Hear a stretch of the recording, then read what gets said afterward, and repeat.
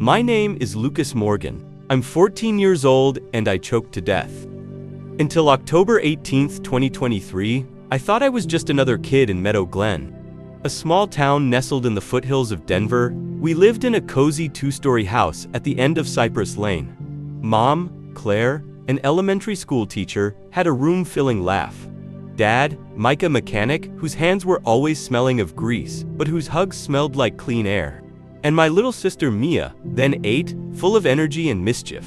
From the outside, it looked normal. Me in middle school, trying out for sports, playing video games until late on weekends, and helping Dad in the garage, where the smell of oil, gasoline, and metal filled the air.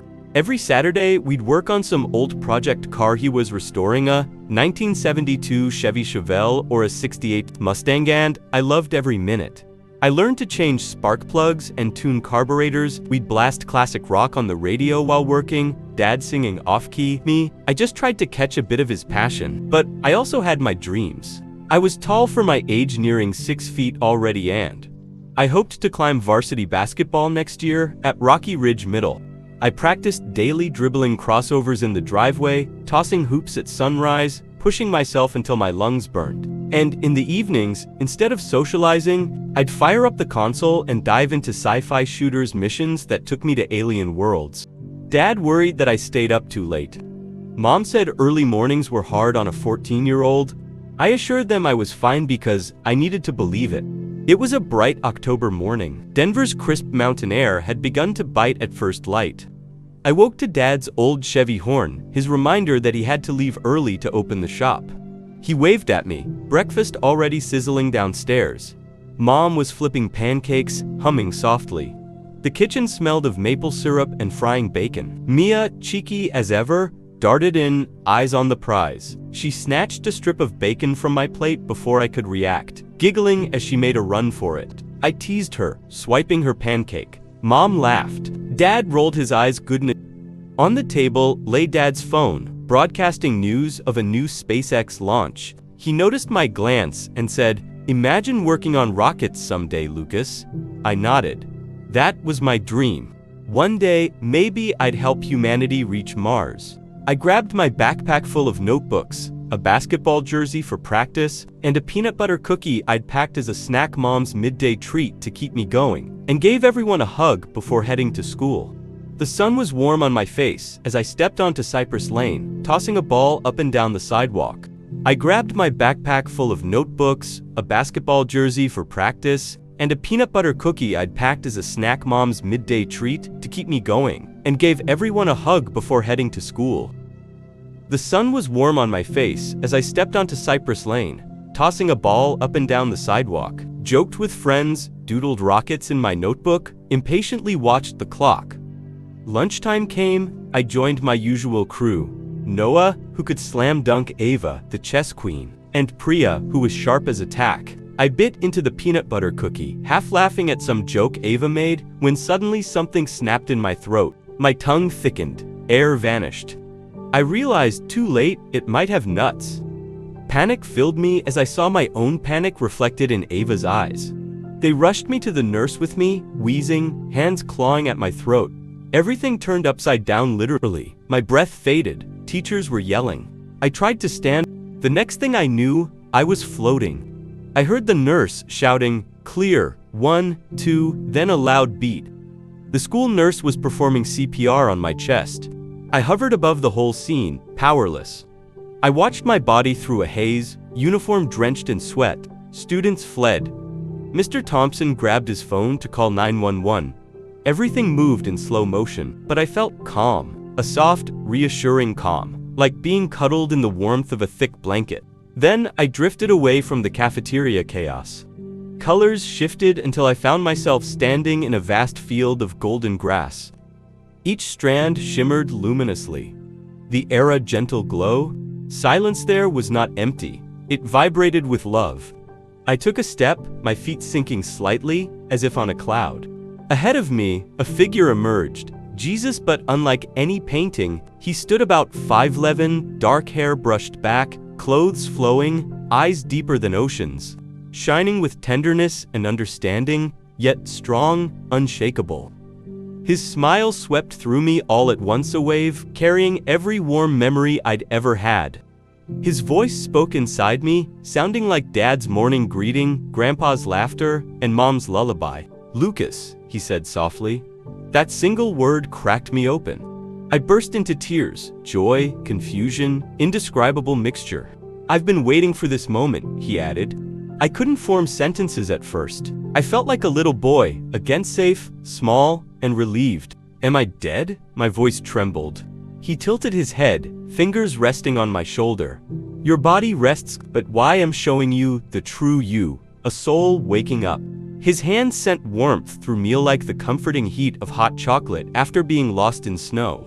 I felt my childhood fears, the math test I bombed, the friends I thought I'd never be good enough for. The uncertainty of varsity tryouts all melting away. He turned, sweeping his hand across the golden expanse. The world blurred, changed.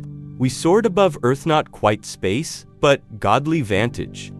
I looked down, shimmering cities, continents etched in light, oceans blue and vibrant. I saw people living, forms of love, pain, meals, laughter, tears. "Look there," Jesus said, voice firm. He pointed to a man in an array of screens and blinking lights. I knew him instantly, Elon Musk. I blinked.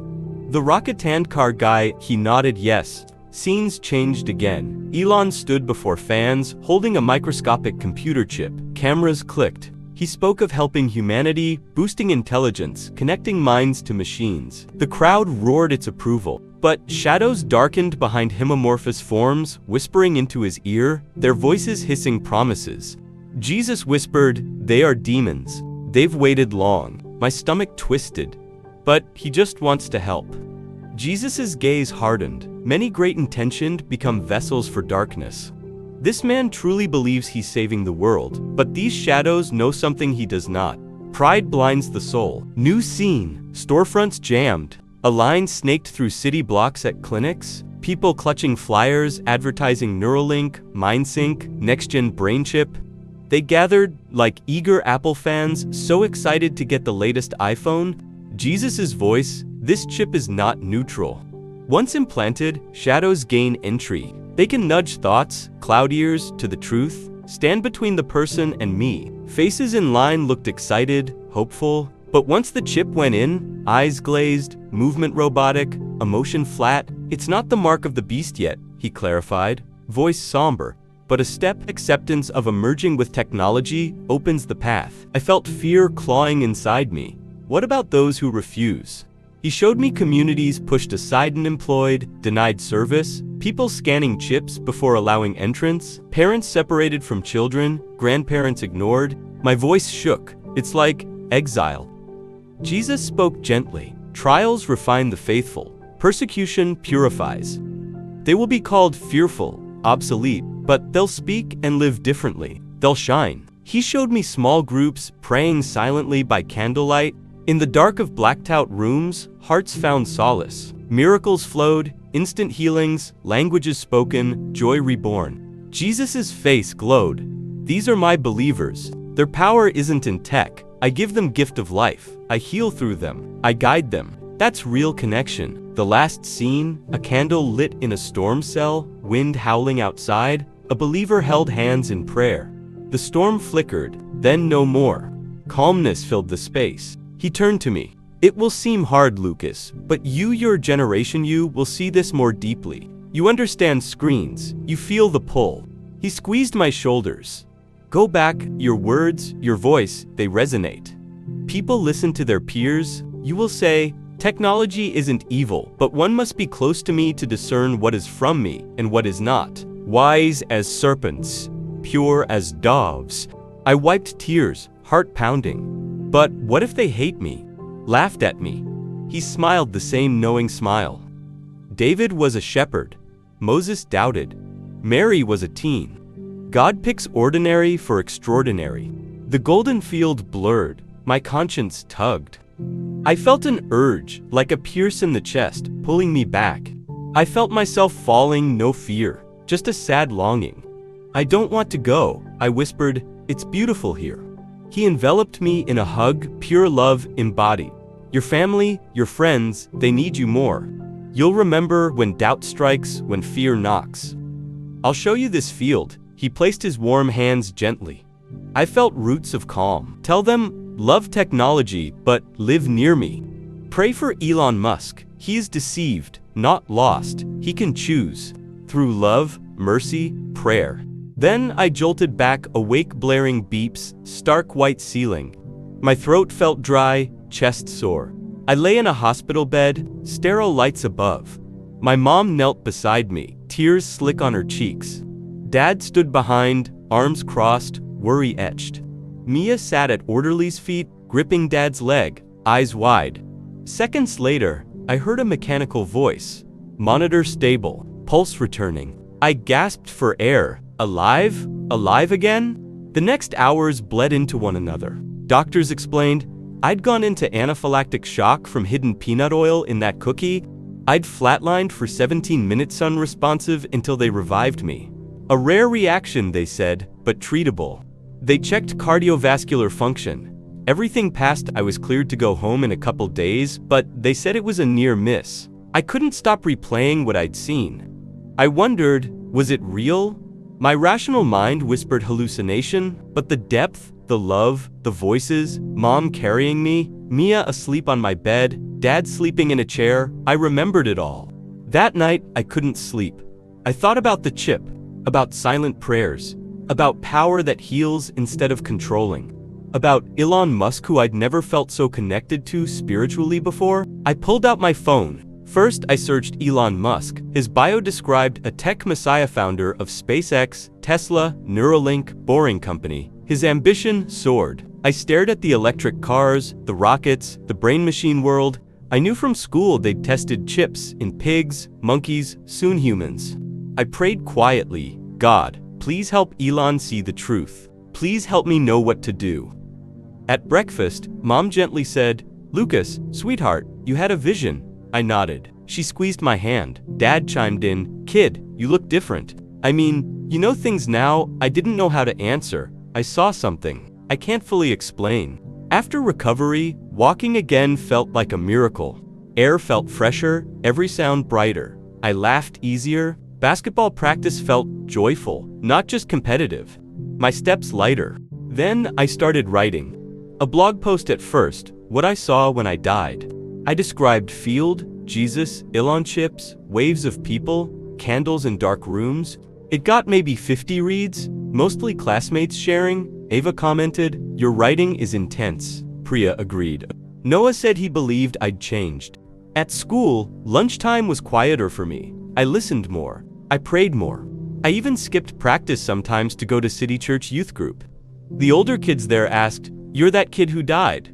I said I was. They wanted answers. I told them, it's not about fear, it's about choosing where your heart lives. Technology is a gift, but you can't let it own your soul. Some mocked me. Kids got a trip, dude. Others asked more. The group grew from 3 to 15 by Thanksgiving. Christmas came. I used part of my gift money to print small cards. Be wise and pure. Stay close to God. I handed them out at school. One friend, Jordan, said, you aren't weird. He hugged me. Another, Chloe, asked questions about God for the first time. Around the holidays, neural chip trials began locally. Advertisements for enhanced progress sprouted. Some students lined up over Christmas break. I watched from the sidelines. I lost friends who took the chip. They changed. Busy, unavailable. Their texts became impersonal. One day I texted Sam, wanna shoot hoops? No answer. He had the chip. Later, I heard he was at a job fair, scanning his chip to get access before others. It hurt, but something unexpected happened.